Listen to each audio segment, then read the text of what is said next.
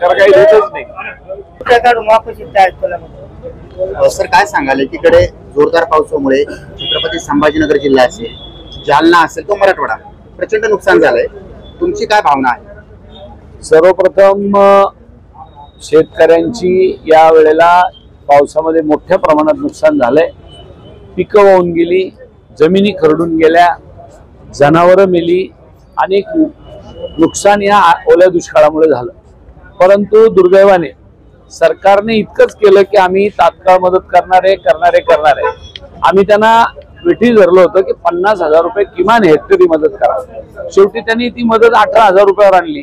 18,000 रुपये आणि दिवाळीच्या आधी तुमच्या शेतकऱ्याच्या खात्यावर पैसे देऊन सांगितलं। या सरकारचं दुर्दैव असं आहे की शेतकऱ्याच्या खात्यावर एकही रुपया अजून टाकलेला नाही।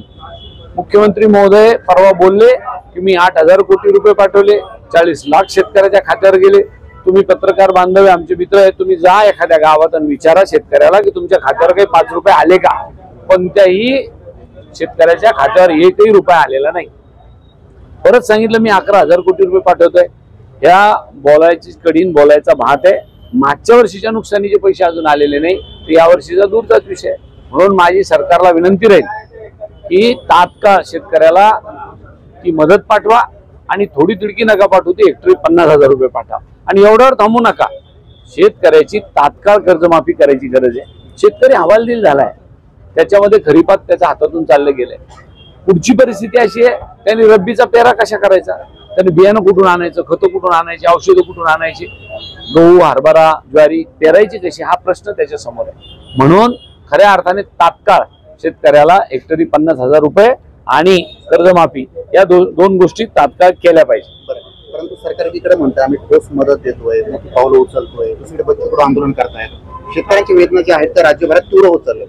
शेतकऱ्यांच्या वेदना तीव्र होत आहे। सगळेजण सरकारला सांगताय की हे करा, परंतु सरकार अजिबात ते काम करायला तयार नाही। म्हणून या ठिकाणी मी सरकारचा तर निषेध करतोच, परंतु जर असंच चालत राहिलं तर एक दिवस मोठा उद्रेक शेतकऱ्यांच्या माध्यमातून आपल्याला रस्त्यावर पाहायला मिळेल। तुमची काय भूमिका? कारण बच्चू कडू काही दिवसांपूर्वी सत्तेत होते, मोर्चे आंदोलन त्यात ते सहभागी होतात, आता तुमचं काय? आमची भूमिका हीच आहे, जर लवकरात लवकर शेतकऱ्याला मदत झाली नाही तर आम्ही सुद्धा काँग्रेस पक्ष म्हणून रस्त्यावर उतरू, कर्जमाफी आणि शेतकऱ्याला मदत यासाठी मोठं आंदोलन करू। एकीकडे तुमच्याच युतीतील संजय राऊत यांची प्रकृती खालावलेली आहे, काहीतरी गंभीर दुखणं त्यांच्या मागे लागले, 1 महिना कार्यकर्त्याला भेटता येणार नाही असं त्यांनी सांगितलं। मला त्यांच्या प्रकृतीबद्दलची फारशी माहिती नाही, परंतु जर प्रकृती खराब असेल आणि डॉक्टरने सल्ला दिला असेल की मला सध्या तुम्ही आराम करा, कदाचित त्याच्यामुळे ते होऊ शकेल। बरं, सर्वाधिक जास्त मोठा मेळावा म्हणजे कुंभमेळा तो होतोय, त्याच्या बैठकीमध्ये काय काय नियोजन झालं, काय सुझाव देण्यात आले किंवा कोणते सुझावामुळे किंवा दर 12 वर्षांनी जो नाशिकला कुंभमेळा आपल्याकडे होतो त्याचा नियरेस्ट जिल्हा म्हणून किंवा जवळचा जिल्हा म्हणून संभाजीनगर जिल्हा आपला आहे आणि त्या जिल्ह्यामध्ये कुंभमेळ्याच्या येणाऱ्या लोकांना त्रास होऊ नये। जसं उदाहरणार्थ महाराष्ट्राचा कुंभमेळा आहे म्हणल्यावर महाराष्ट्राची जनता मोठ्या प्रमाणात त्या मेळ्याला जाणार आहे। कुंभमेळ्यात शिवाय देशभरातून लोक येणार आहेत आणि ते येत असताना जे त्र्यंबकेश्वरला कुंभमेळा होतो, नाशिकला होतो, तर 12 ज्योतिर्लिंगापैकी मराठवाड्यात अजूनही ज्योतिर्लिंग आहे। जसं उदाहरणार्थ औंढा नागनाथ आहे, परळी वैजनाथ आहे, इथं आपलं वेरूळ आहे, कृष्णेश्वर, या सगळ्याला लोक येणार आहेत। म्हणून आपल्या जिल्ह्यावर सुद्धा त्या भाविकांचा ताण पडेल।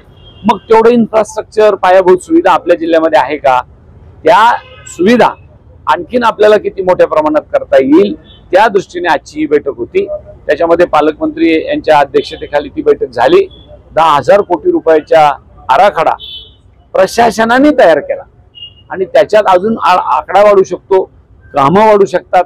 म्हणून पालकमंत्र्यांनी सूचना दिल्या की आणखीन याच्यामध्ये आपल्याला काय काय लागणार आहे त्याची अंतर्भाव करा, सगळ्या लोकप्रतिनिधीला तो आराखडा दाखवा की जेणेकरून आणखीन याच्यामध्ये अंतर्भाव करून आपण सरकारने हा प्रस्ताव पाठवू। धन्यवाद।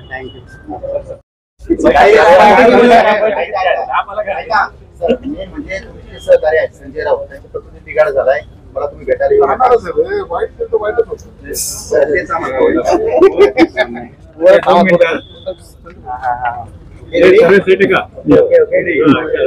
आज एक बैठक झाली आहे, त्या बैठकीमध्ये काय काय चर्चा झाली, गोविंदानं झालं किंवा वाद झाले काय?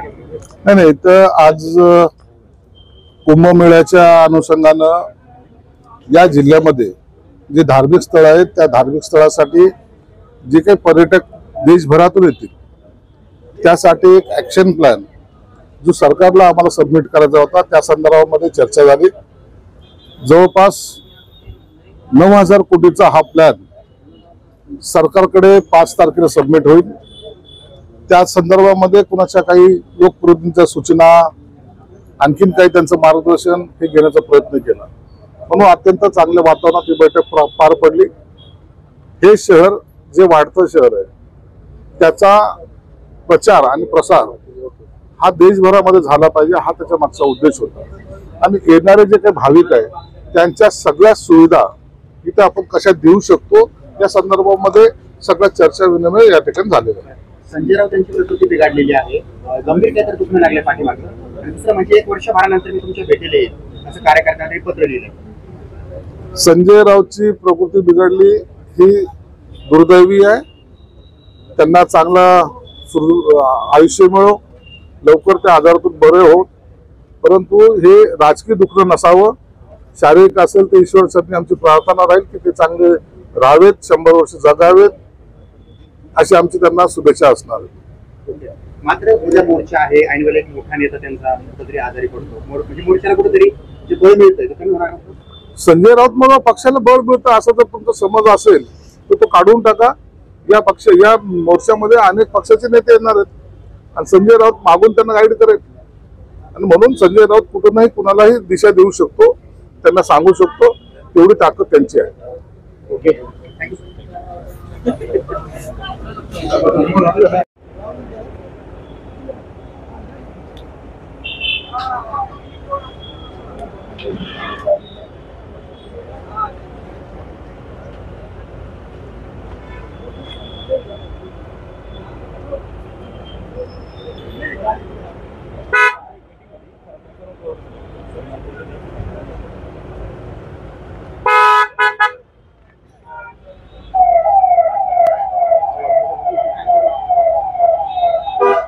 तुम्ही कुठे आहे?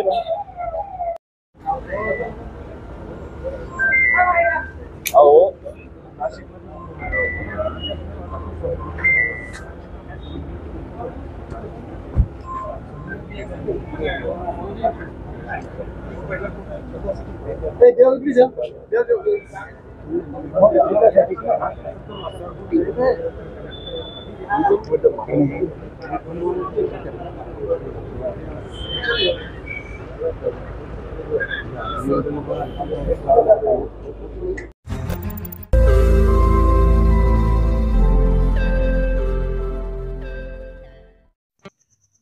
रोज नई खबरों को देखने के लिए हमारे औरंगाबाद समाचार चैनल को सब्सक्राइब कीजिए और नोटिफिकेशन पाने के लिए हमारे बेल आइकन को दबाइए ताकि हर खबर की नोटिफिकेशन आपको मिलती रहे।